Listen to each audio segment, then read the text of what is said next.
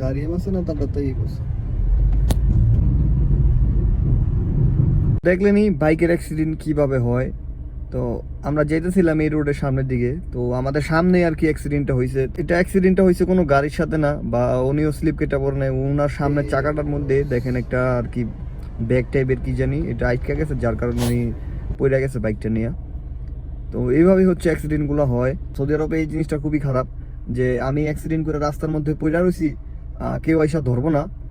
Plus হচ্ছে সৌদিরাও গাড়ি থামায় না, তারা ইচ্ছে মতো চালায় জায়গা। তো ওই সময় দেখা গেছে যে সৌদিরা যদি গাড়ি অনেক স্পিডে চালায় যায়, তখন দেখা গেছে আমাদের উপর দিয়ে উঠে দিব।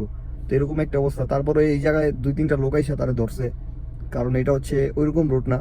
তো এটা হচ্ছে একটা লিঙ্ক রুট বলতে পারেন, বেশি বড় রুট না। তারপরে হচ্ছে যারা বাইকে কাজ করেন সবাই সতর্ক হয়ে কাজ করবেন। আমিও বাইক দিয়ে কাজ করছি, তো আমিও সতর্ক হয়ে কাজ করছি।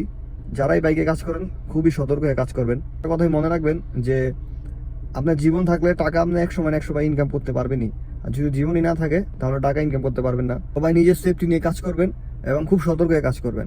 সবাই ভালো থাকবেন। আসসালামু আলাইকুম।